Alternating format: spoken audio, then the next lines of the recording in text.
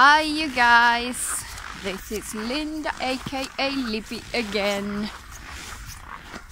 So first of all, I want to thank you so much for your amazing feedback. Oh my god, the comments I've received they have been so awesome. They have really given me so much more confidence and determination to do this. I want to thank you from the bottom of my heart.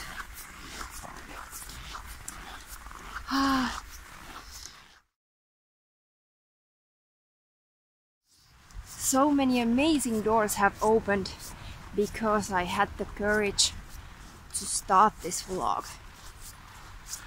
I'm so proud of myself. This is amazing. Okay, so this week's topic, I'm gonna talk about my beliefs about money and about myself. Okay, so we have to start from my childhood. My dad always said that remember to study hard, and he was always saying that you should be a doctor or a lawyer so that you don't end up being poor like me and your mom. That was something that I heard a lot from him. And money was something that my parents were always arguing about, and I always thought we were poor. But a couple of years ago I started to question that, and I realized that that really wasn't true at all. Back in 2006, after I had graduated from high school, I decided to take a year off and just go to work. My dad wasn't too happy about that, but I did it anyway.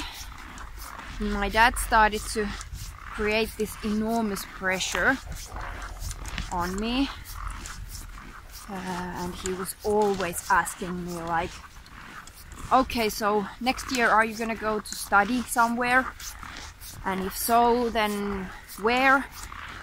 And you should be studying, not working. I decided that I'm gonna apply to law school so that my dad could give me some space. And so I did in 2007. But I didn't get in. And a couple of months after the entrance examination, my dad was diagnosed with lung cancer. And that was a huge turning point for me. I started to feel like, okay, so now I have to do something big so that my dad can be proud of me before he dies. And I decided that I'm gonna apply to law school again. And in 2008 I did, and I didn't get in. And I was so devastated, and that is the point where my beliefs about myself changed in an instant.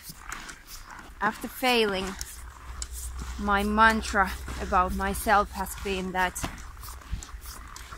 you're not worthy of anything, you're a total disappointment, your dad is so disappointed in you, he was never proud of you, you should never try anything new because you're just gonna fail. So that was my mantra. So very positive. Like on last video I said that I never have earned even 2,000 euros. And this is why. Because I've always thought that I'm not worthy. So after the second entrance examination. A couple of months after that, my dad died. And I just thought that I never had the chance to make him proud. I made a decision that I'm not gonna tell my dad that I didn't get into law school. Because at that time he was already so sick. He was taking so strong painkillers and he just wasn't himself anymore. And I don't know like how much he even understood what was happening around him. So I decided that I'm not gonna tell him. I never gave my dad the chance to say what was his opinion about the fact that I didn't get into law school. So I created this image of him being like so disappointed in me. But he never said that he was actually disappointed. And now that I'm thinking about this, I know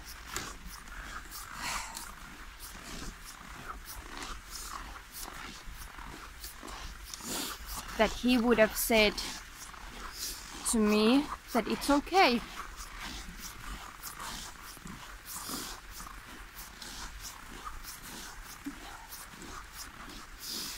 I still love you and I'm still proud of you, and it doesn't matter.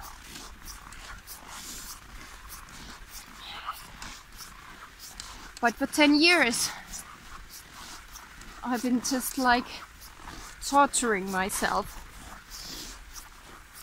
And because of the story that I created in my own head, I've been struggling for 10 years now. So that's a bit fucked up. But I'm still so glad that I was able to see what the reality actually is. Because now I can start to rewire myself and reprogram myself. And I want to start to appreciate myself. I've never acknowledged what I've actually achieved already, just because I've been telling myself that you're not worthy. So that's what's been going on in my head for 10 years.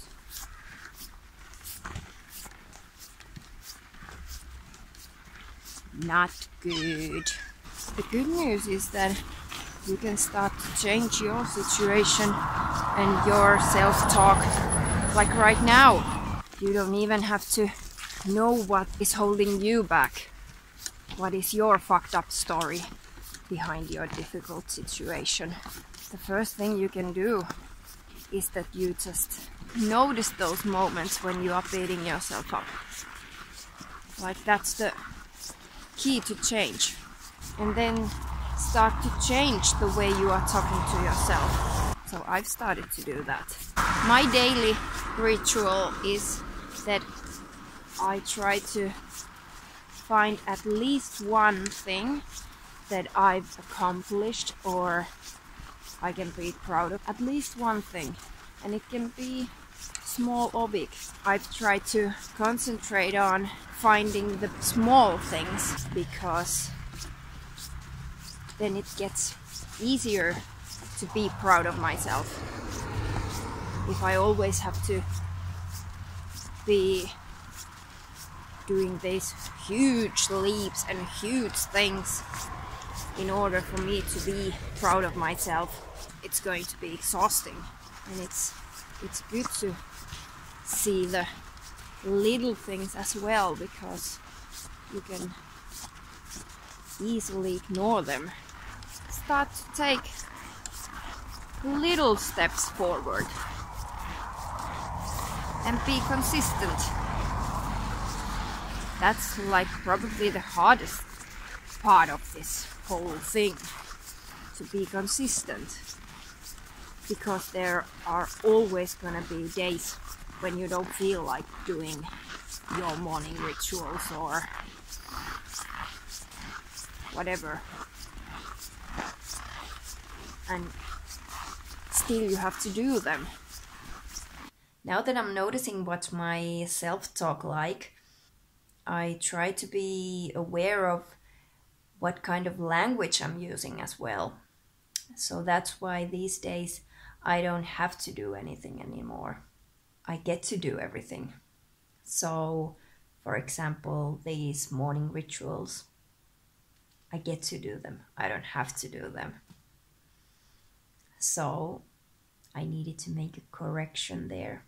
Or I got to do this correction because I just said that you still have to do them. But no, you get to do them.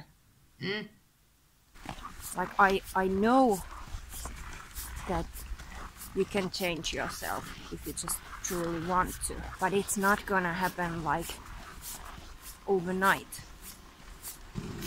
If your story about yourself has been you're not worthy, and you've been telling that story to yourself like 30 years, then how on earth it is possible for you to change that story overnight?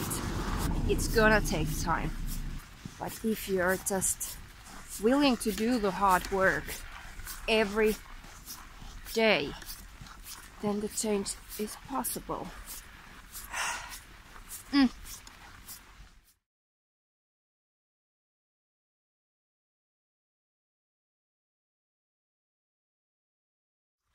Okay, but this was this week's vlog post, and thank you so much for watching this. I'll talk to you next week. Bye!